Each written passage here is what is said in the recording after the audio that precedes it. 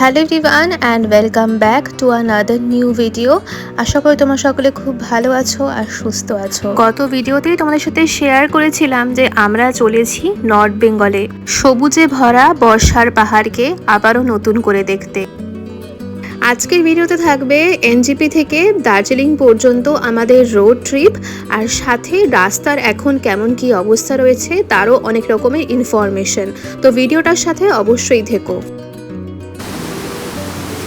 দুপুর ঠিক 1:30 আমাদের ট্রেন বন্দে ভারত এসে পৌঁছেছিল এনজেপি স্টেশনে। তবে এনজেপি স্টেশনের এখনকার অবস্থা কিন্তু খুবই খারাপ। স্টেশন চত্বরে অনেক জায়গাতেই জল জমেছিল, তাই চেষ্টা করবে ভালো ট্রলি নিয়ে আসার, কারণ খুব ভারী যদি লাগেজ ব্যাগ হয় যেগুলো তোমাদের ক্যারি করতে হবে সাথে করে, এবং বাচ্চা এজের তাদের জন্য কিন্তু ভীষণ একটা প্রবলেমের ব্যাপার। তাই জন্য একটু হাতে সময় নিয়ে তারপরে কিন্তু তোমরা বেরিয়েই তোমরা অনেক গাড়ি পেয়ে যাবে ওখান থেকে। চাইলে তোমরা শেয়ার গাড়ি অথবা নিজেদের পছন্দ মতো প্রাইভেট গাড়িও বুক করে নিতে পারো। আমরা যাচ্ছি এনজেপি থেকে দার্জিলিং পর্যন্ত। তো এখানকার ভাড়া মোটামুটি 3,500-4 হাজার টাকা, বাট এটা ভ্যারি করে সিজন ওয়াইজ। যেহেতু এটা একদমই দুপুরের সময়, তাই শিলিগুড়ি থেকে হিলকাট রোড যখন আমরা ধরলাম তখন খুব একটা জ্যাম আমরা এই সময় পাইনি। শিলিগুড়ি থেকে দার্জিলিং পৌঁছতে মোটামুটি 3.5 থেকে 4 ঘন্টা মতো টাইম লাগে। তবে রাস্তায় যদি জ্যাম থাকে কিংবা ওয়েদার কন্ডিশন খারাপ থাকে সেই ক্ষেত্রে এটা একটুখানি বেশিও লাগতে পারে। আপাতত আমরা শিলিগুড়ি দার্জিলিং মোড়টা ক্রস করে চলেছি আমরা শুকনার দিকে। হ্যাঁ, এইবারে কিন্তু আমরা যাচ্ছি দার্জিলিং, তবে আমরা কিন্তু সেবক হয়ে যেতে পারবো না, কারণ তিস্তা যে রোডটা সেটা এখন সম্পূর্ণ জলে নিমজ্জিত রয়েছে। তাই জন্য আমরা শুকনা হয়ে রোহিণী হয়ে তারপরে গিয়ে পৌঁছবো দার্জিলিং। তাই জন্য আমাদের টাইমটা কিন্তু প্রায় 1 থেকে 1.5 ঘন্টা বেশি লাগবে, মানে ওই প্রায় 5 ঘন্টা মতো টাইম লাগবে।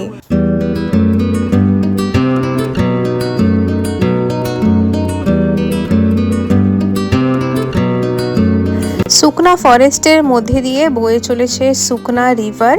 এটা কিন্তু সম্পূর্ণ বৃষ্টির জলেই পরিপুষ্ট হয়। এটা নর্মাল সময় অতটা জল থাকে না। আর দেখো, শুকনার জঙ্গলটা যখনই আমরা ক্রস করলাম তারপরে এত দারুণ একটা ভিউ। ওই দূর থেকে দেখা যাচ্ছে পাহাড়, আর দূরের পাহাড়টা কিন্তু কালো মেঘে একদম ঢাকা। এই সময় হালকা একটা মিষ্টি ভেজা হাওয়া, আর চারপাশে মেঘের আনাগোনা, আর পুরো পাহাড়টাই সবুজে সবুজ হয়ে আছে। এই সমস্ত দেখে মনে হচ্ছিল হ্যাঁ, এই জন্যই তো বর্ষার পাহাড়কে দেখতে আসা।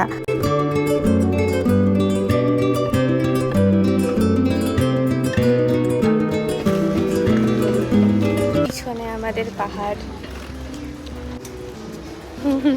শুকনা ক্রস করে একটা জায়গায় দাঁড়িয়েছি, আমাদের রোহিণীতে দাঁড়িয়েছি আমরা এখানে। আপাতত এখানে চারপাশটা পুরো মেঘ, স্পেশালি আমার পিছন দিকটাতে পুরো মেঘই। দিবু খাটিস না ওদেরকে। তো রোহিণীর এখানটা আমরা এখন দাঁড়িয়েছি। এখানে আমরা কিছু খাবো না, সেরকম দেখছি কি পাওয়া যায়। আদারওয়াইজ আমাদের যে ড্রাইভার দাদা আছে সে খাবে। এখন একটু ওয়েট করছি। আমাদের লাঞ্চ তো অলরেডি বন্দে ভারতে হয়ে গেছে।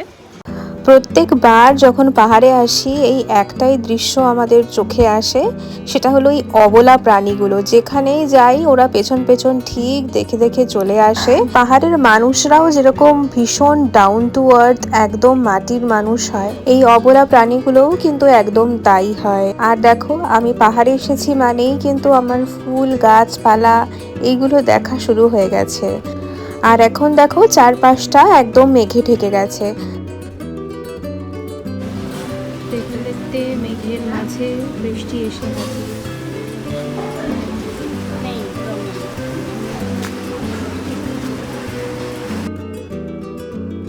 আর পাহাড়ে এসে প্রথম মোমো খাওয়ার উদ্বোধনটা এইখান থেকেই করে নিলাম। দারুণ ছিল মোমোটা।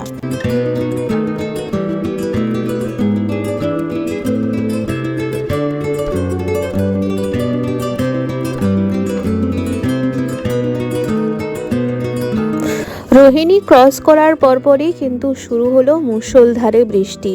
আর কিছু কিছু জায়গায় বৃষ্টির সাথে সাথে ছিল ঘন মেঘের আচ্ছাদন, যেখানে ভিজিবিলিটি ছিল একদমই কম। তবে আমাদের নর্থ বেঙ্গলের দক্ষ ড্রাইভারদের কাছে এই সমস্ত রাস্তাঘাট কোনো ব্যাপারই না।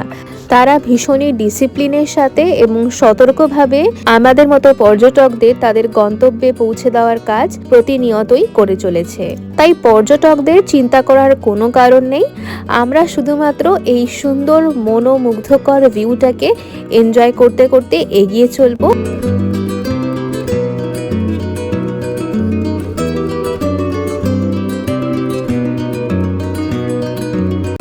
এসেছি এখন একটা ফলস দেখতে, তাদেরকে দেখাই। দারুণ লাগছে এখন বাইরের পরিবেশটা, পুরো মেঘ হয়ে গেছে চারপাশটা। এই হচ্ছে ফলস।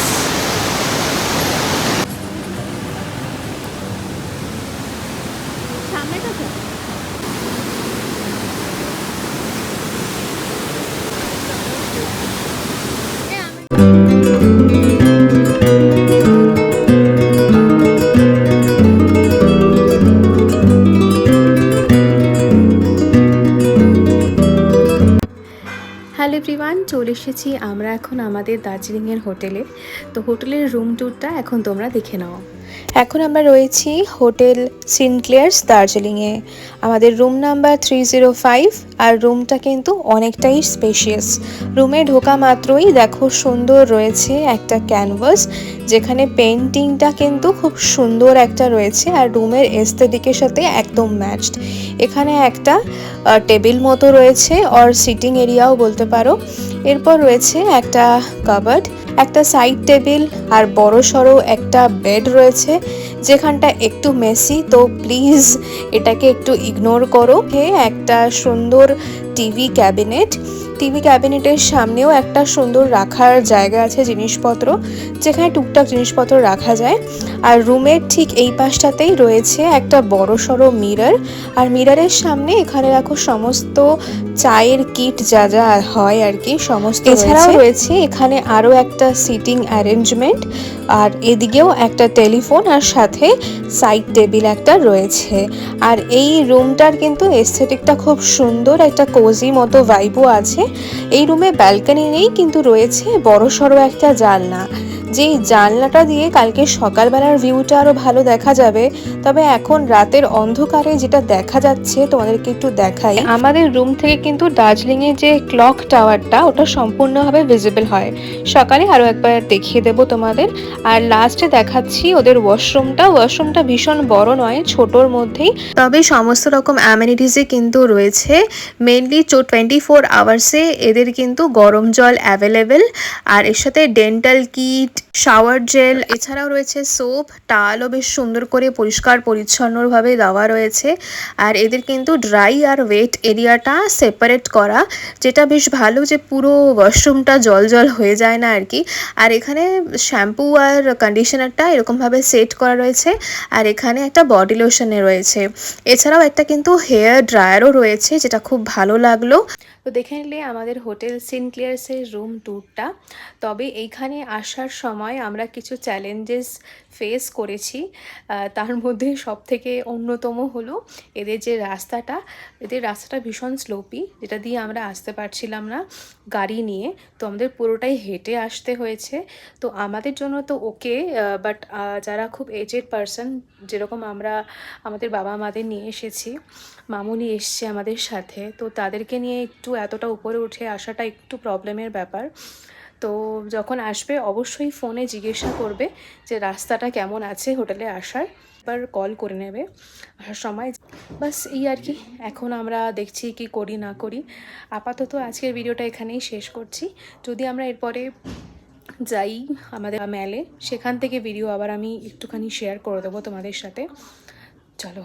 তারপর সিনক্লেয়ার্সে আমাদের সেদিন রাতের ডিনারটা ছিল কিছুটা এইরকম: ডাল, তার সাথে মিক্স ভেজ এখানে রয়েছে, আর এখানে রয়েছে হলো অমলেট উইথ রয়েছে রাইস,